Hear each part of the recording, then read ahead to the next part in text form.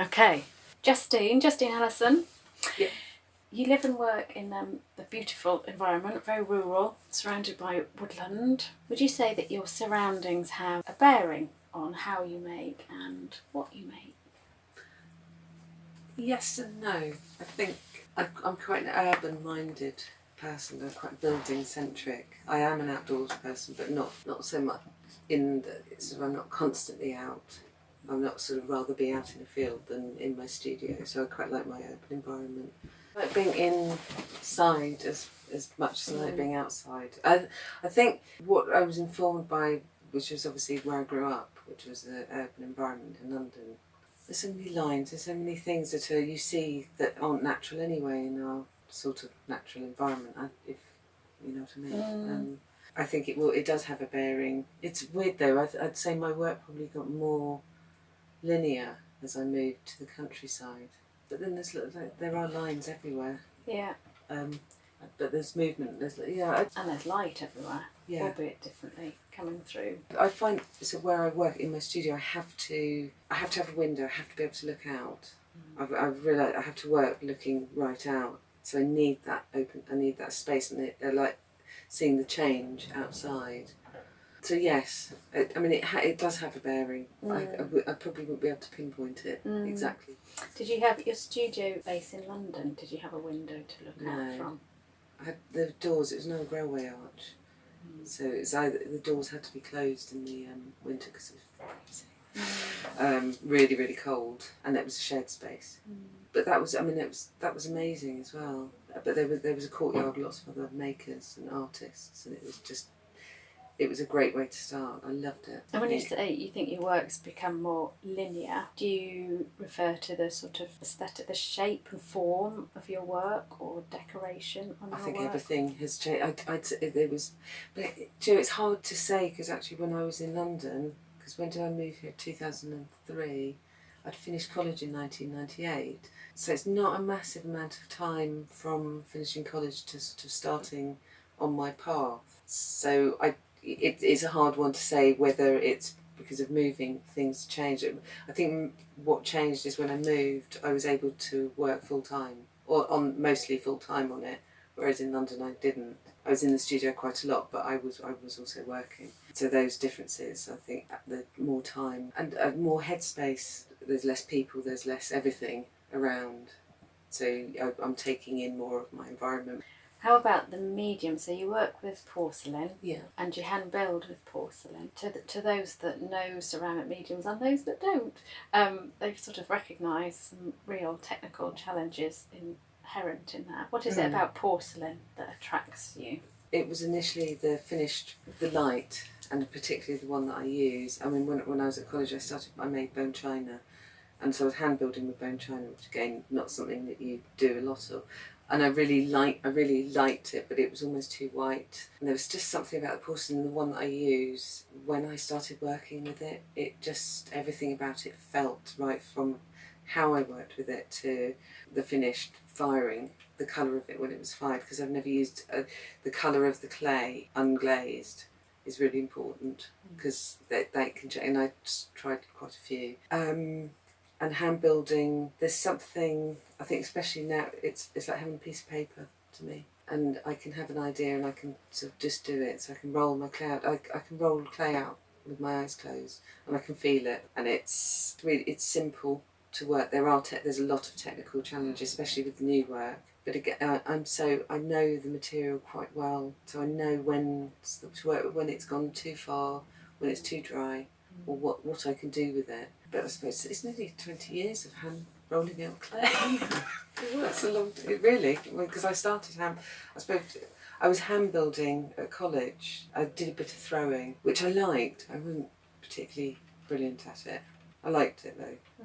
But I think it is that sort of, it's almost quite immediate. I can roll out, and if I have an idea, I can actually do it. There is preparation, but it's a piece of paper, but it's clay. Yes, just roll it out, get on with it, experiment. So you do go straight into the clay. Do you ever work with paper? I do. Yeah, I have done with some of the new pieces with vases, just purely because of angles. I've had to. I don't think I could just go straight in there and go cut it because it just wouldn't work. So I have to start off with, especially if there's 4 sides, I've got to start off. They're all cut out from the same size, but obviously by the time I finish making something, it's going to have altered. It's only these pieces that I've done that with, these new pieces. But again, that's still quite immediate, so I can roll my clay out and I can draw, and then. But it's sort of the shape that I want, and sort of try it, and I can go for it. I don't draw the idea down. I draw with the clay. For me, the drawing part, to draw, say if I wanted to draw an idea, it just wouldn't. It's not how I do it. So for you, that making with the clay is the immediacy. That's the thought. Yeah, that's like my drawing with it. So ideas for your forms, you say you wouldn't draw, you sort of note down ideas. Do you find yourself sketching as part of your practice anyway, out and about? No, I don't. I mean, I spend a lot of time looking, and I suppose I photograph a lot now, which I suppose is a modern day thing, much more than I used to. I wouldn't say I've ever been a sketcher anyway. It's not something that it's not that I don't like it, and I like drawing, but it's not it's not how I record things. I suppose I write. I have like thousands of bits of paper, and I find bits of there's bits on newspaper. Because I use a lot of newspaper, and then obviously I can't find the newspaper. But I've realised that's what my mum does as well. It's snippets of things that she's thought of, and then I find that I'm doing the same as well. Collection. So, but then it's almost to sort of write it, and then it's discarded. Is it the same with photographing then? You just reference you photograph quite a lot. Is that about recording an instant? Sometimes, yeah, yeah. But again, discard those a bit. You can be quite flippant with it. Interesting, that use of photography, and as you say, you can discard it or put it to one side. So maybe it's about logging a visual impression, and because you're doing it other than just looking, you're sort of seeing it through a third dimension as well. Does that mean it logs? I think it becomes something different. But then actually, I'm sort of wondering because it's done so frequently. I mean, it's quite interesting to just log an image in your head. Can you tell us a little bit about the forms of your work? So you make a lot of vessels. Yeah. And I know you play's the wrong word, explore that balance between form and function. Yeah. How do both of those interplay for you in terms of priority? Probably form over function, but everything on the whole can be used, but it is whether it would or whether somebody, because I find that different people have a different take on my work. Some people just think if I look at it I'm going to break it, and other people are very physical with it. It can be used, and that is important, but it's not the priority. So your use of, because am I right in thinking that some of your vessels are glazed on the inside? They're pretty much all glazed. They're all glazed. Yeah. And so is that purely thinking about function? No, because I like the finish of it, and there is something, I have tried things without the glazing. There probably was an element of function to begin with when I first started sort of making the lanterns. So you kind of, there's something about it just makes it feel, it feels more solid to me. Maybe I'm the only one. There's something about it, because I think the glaze fits it really well, so it just brings the whole thing together. I tried something the other day because it was a test piece and I didn't glaze the inside and it felt horrible. Yeah, everything about it felt really brittle, so I don't know if it just softens it, the glaze. Even though it's inside, and especially in the vases, it is in the inside. I suppose that's that element of it is functional. Everyone thinks because it's glazed, it's functional. It would be completely vitrified anyway because it's porcelain. And I think within ceramics, it is, they're tactile pieces. The other forms or methods, if you like, of decoration that you use are very textured and very tactile. Have they come about through a lot of exploration and experimentation over the years? I suppose it's experimenting with things, and it's actually with the stripes, because I'm using an underglaze, it's always you're going to feel it because it's on the surface. Since I've been doing the stripes, there's obviously a lot more going on, so it's got busier. I know it's not quite busy, but yeah. Whereas before I didn't use any colour. When I first left college there was no colour, no nothing. It was all on the surface. It's interesting you say my work's become busier. Because to my eye, it's all about perspective, isn't it? Yeah. It's so calm. Yeah. So it's really interesting because it is incredibly fine in terms of that decoration, and you must have to have a lot of patience, I think, in doing that. Yeah. And so there's a lot there, but the overall impression or impact it has is one of calmness, Yeah, serenity. Yeah. Is that, would you say you're calm as you're making it? Do you feel peaceful? I am quite a calm maker. I'm quite a quiet maker. I can be quite methodical about certain things. I listen to the radio. I like that. I talk to myself when I'm working. I think most people who work on their own probably do. I think I have my daily rituals when it's not certain things that happen at certain times. Probably the most controlled space and time as a person that I am in the studio, whereas everything else around me seems slightly chaotic. Yeah, it is calm in my studio. It's messy, but it's calm. But that's fine. I like my mess. I mean, it's not very big, so it's got everything. But I love my space. It makes me feel it's very much mine. I think it just works for me. So it is calm. I mean, I get there's some swearings involved if I'm trying something and it's gone wrong, or I've opened the kiln and something's gone wrong, and it's just it generally I know what's happened and it's generally my fault. And it's like, I'm not frenetic when I work. It's just I'm quite methodical, and I have to be with the dippers and the stripes on, so I probably could go insane at times because the masking tape's the same colour as the clay. I have lots of glasses everywhere in the house now because I can't see anything anymore. You mentioned you referred to colour, and colour sort of crept in. Yeah. Was that a conscious decision, I'll bring some colour in, and what those colours were? Or was that? They're just colours that I really like, but they're still very subdued. Even when I had the yellowy colour, which I really, really like, but it was quite different. But it's almost sort of, I think it's the thing, if I want to try something, I'm just going to do it. And that, I suppose that maybe that's a slightly stubborn, I'm just going to do it. And how about, I'd say because of the calmness, purity of form, somehow your work is very precious. And in some of your pieces now you use gold. How, again, was that a conscious decision? I'm just going to try this? The gold, strangely, is come from, I've done calligraphy since I was 11. I'm rubbish at it now because I've sort of let it slip. And I used to go to LCP and do calligraphy course with a wonderful lady. And it was mainly beginners, but because we'd done stuff, and I did illuminating with her. So I did old-fashioned proper illuminating with gesso and sort of using gold leaf. I used to use more sort of text and writing in work than I do now. And it was almost wanting to find this bit of gold that I loved doing. And it took me a while to accept that I couldn't do it how I did it. Because you can't burnish it, you can't do that thing that you do on gesso and on paper and parchment. It doesn't work because you're gilding on glass. And it took a really lovely gilder going, no, you've done a really good job for me to slightly accept, because it wasn't, at first it wasn't how because I wanted this burnished. I wanted it to be like it was on gesso and I couldn't do it. I think it was talking to other people and then doing a few and suddenly realised I'm really loving the whole process as well. So it's actually an accident that they've kind of come from my gilding days. Gold leaf, it adds a real luminescence or another dimension, if you like. And light, you talked about, light's very important to you, that you notice and how you are sort of every day, really, in terms of responding, and very important in your work. So as you're creating a piece, will you use the light, hold it to the light to see how it's going to work with light? Really not so much anymore. Because obviously when I'm working with it, it's not translucent. And I've actually got some pieces that are biscuit fired at the moment. I'm really enjoying them, but obviously they need to be fired. But that again is going to change. There's something about the solid nature of them. Yeah, it's just that it's part of this sort of process of working, and that's I think it's informing things.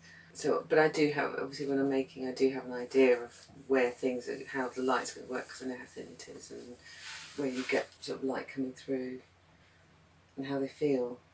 Because they've now become not just light, the light around us, it's light as the other lighters in how they feel, because they've become lighter in places. So it's everything. Because of that thinness, physical thinness, Which something I have to be careful of. pieces because it can go too far. So how, in terms of the darker, so some of the new pieces, darker pieces, if you like. Yeah. It's just interesting you said then about that. Use the word solid. Yeah. Solidity of form, and they do have a sort of far more solid feeling. Yeah. That's intentional? It is intentional. It's quite they've still got lots of movement because I'm still obviously making them in the way I make my work, and I don't think I could make something that. I think as soon as you get clay that thin, it's going to move, whatever, and they're high fired. But I really like the quality there. I'm enjoying that as well as the sort of having the two things together. So they're still very much early kind of work in progress. How about spoons? Spoons. Tell us about spoons. Like when was your first spoon? I'm trying to think when was I made a little gold spoon. I think it was when Ceri was quite young. She was about 3 or 4. And I made a spoon with gold on it. You still got it? I don't know.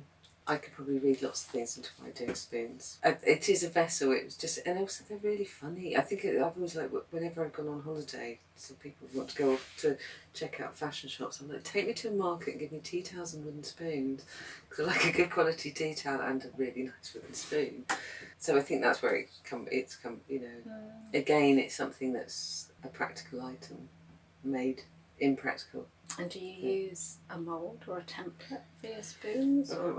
Mine are all sort of lovely bits of cardboard, generally an old catalogue of some kind from something that I've been in.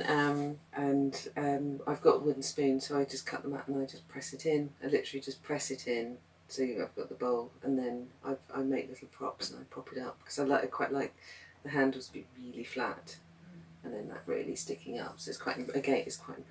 But they don't, again, you know, you get some great movement in them. They won't ever stay what they are. And you've introduced some decoration and some colour. Also, the spoons, you've introduced a different material. So you mentioned earlier about some twine being bound around some of the handles. Is that just experimentation? Because it's a real contrast. It is a real. I really want. I'd been thinking about it for quite a while. And I think it was because they're so thin, and it suddenly makes it feel sort of very, very different. And I suppose it was taking the impracticality of it a little bit further as well, because it's using hemp twine, so it's not even something you could delicately use and then wash. You kind of really can't use it. And I really like the contrast, because I've done it on ones where I'd wiped the glaze away a bit, some of the stripes, so I'd kind of destroyed the stripes a bit. And then it's very tightly bound. I think a lot of it is quite aesthetic. Yeah. Spoon's one of the oldest tools known to man, isn't it? Something very fundamental about it. They're amazing. There is the spoon. It's such a great thing, in all its forms, whether it can be used or not. Because actually, lots of people making spoons, and I'd say they could probably all be used, but with caution. But that's fine. I went to this amazing car boot, was it last year? And there was somebody selling their collection of commemorative teaspoons from everywhere, hundreds, and I've got some, and I quite like. I've got some Tower of London spoon to do. It's not meant to be used, but it's so that whole thing. The gamma of work where spoons have gone. So I'm just adding to that. So you've been making for how long? I finished college in '98, so nearly 20. And obviously plenty of influences, conscious or unconscious, along the way, I suppose. Would you pick out any particular times or experiences where your work has taken not a different direction, but that you could say has immediately affected the direction of your work or not? Be that travel or conversations or... I don't really know. No, I think there's been so many. Probably. I think having the studio, when I first started working in the studio in Peckham, so it was not long after college and sunny out there on your own. And I suppose that's when I started hand building the way I hand build now, and that was that was an eye-opening time for me. And I think because of the response, it's also that response that I got to the work that I was making then was really has a massive impact, because I'm not just making things just for myself. I am definitely making things to be seen. So you're happy for your work to be shared. How about your tools? Tell us about your rolling pin. My rolling pin. Don't touch my rolling pin. one with my name written all over it. Yeah. Somebody once borrowed my rolling pin when I was in Peckham in my studio, and I got into the studio to work and I couldn't find it anywhere, and then I found it and I went and bought it. I had to go and buy another one because I literally couldn't find it, and then it was found and it had been washed but it had red clay all over it, and somebody was very flippant about the fact, well, just, you can wash it. No, you can't. Hence I've still got my name on it. So the rolling pin you've got now, is that the one that was washed? No. Or is that No, that was the replacement? Yeah, because the one that was washed I do still have, but it's definitely not, you just don't do it. So alongside your rolling pin, have you got any other trustworthy tools that you couldn't do without? I've got this knife that's got a broken blade in it, and I can't do without that. So I dread, it's like I'm really careful because I don't want to drop it. But it's the one that I use for doing certain cuts in the clay. And then I've got some craft knives.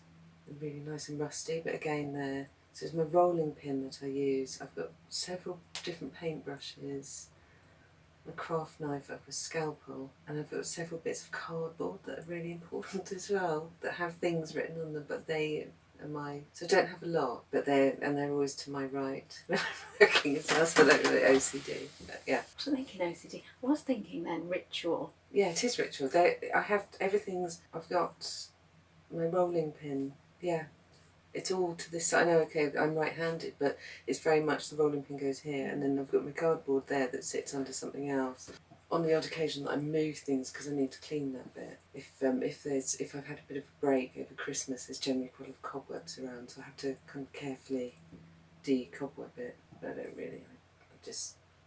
I still just work around it.